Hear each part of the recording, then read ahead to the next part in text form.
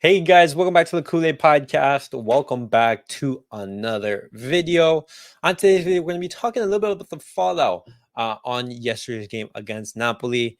You know, I feel like all of us are feeling the same sensations. Barcelona, they should have done more. We leave the game with like a bittersweet feeling, knowing that Barcelona could have gotten the victory in Napoli. But unfortunately, we didn't get the job done. And so on today's video, we're gonna be talking a little bit more about that, talking about some highlights, and as well, like what are some ramifications of that game, because there are some negatives regarding that. And then as well, guys, we're going to be talking about a certain player or two. But guys, before I get started on the video, make sure to follow me on all of my social media platforms. Everything's posted down below in the description. Go over there and check me out. That way you guys can stay up to date with everything that I do on the channel. Well, guys, let's get straight into the video and let's talk about Robert Lewandowski, because in recent weeks, Lewandowski has been on fire. Now, if you guys don't know, Robert Lewandowski, in his last 7 matches, he's had 6 goals and 1 assist. He's gotten a goal against the club. He's gotten an assist versus Villarreal. He didn't score or assist in Osasuna, but he scored against Alaves, as well as Granada, got a brace against Celta de Vigo, and as well got a goal in Napoli. 5 goals in the last 4 matches, and you have to give credit to Robert Lewandowski. Like at the start of the season, he was doing very poorly. We criticized him. A lot of people were saying, "Hey, this is time to go," etc., etc. And it was rightfully deserved. Robert Lewandowski was playing nowhere near the level that was required. But in recent weeks, ever since Xavi he announced his departure at the end of the season, Robert Lewandowski has taken a step forward and he's been bagging in the goals. Hopefully, this can mean that Barcelona can make a deep run in the Champions League, knowing that Robert Lewandowski is spearheading that. But we have to see, because just because Robert Lewandowski scores does not mean that Barcelona, they're going to be able to advance to the next knockout phase.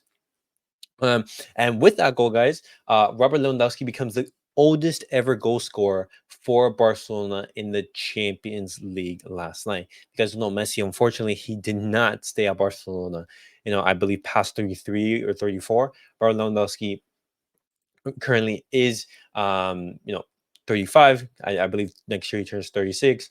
And currently, among players playing in the top 5 leagues, Robert Lewandowski has scored the second highest number of goals in all competitions in 2024. Only Kylian Mbappe, who has scored 11, two more than him, is basically ahead of him. Out of the 11, Mbappe has scored 3 versus 6 division side Revel, and 2 versus 3rd division side Orleans in the French Cup.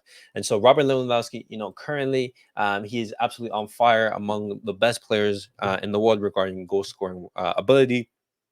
And obviously, we knew that Robert Lewandowski had this in the locker, but it's up to debate whether he can sustain this, because we don't know if this is going to be like just a temporary patch, or he's finding his flow back into things. But I want to talk about that because when a player does well, we want to congratulate him.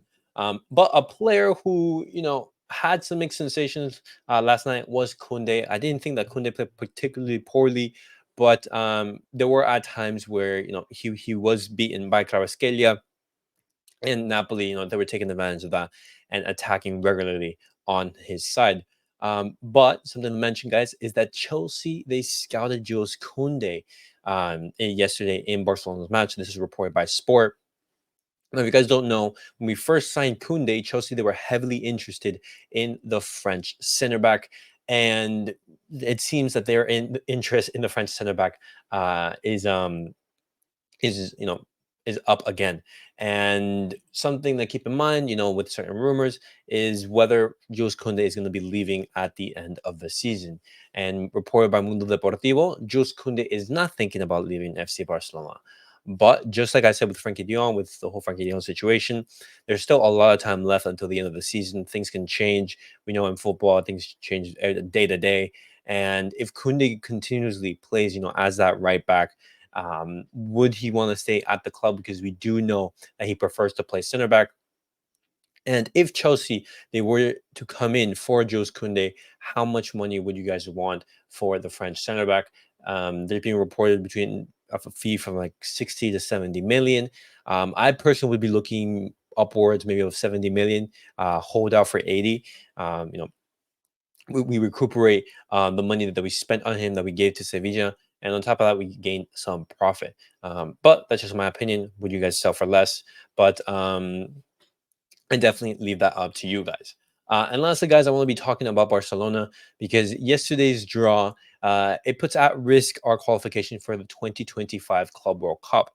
Because if you guys don't know, this is based on the coefficient of the amount of wins and losses you get in the UEFA competitions.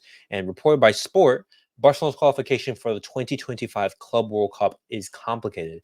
They have to reach the semifinals of the Champions League and hope that Athletic do not qualify ahead of Inter.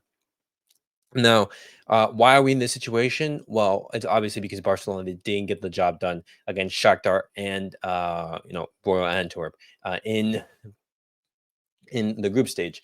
And so obviously we did suffer, we did lose points, and if we did win those games, then we wouldn't be in this situation.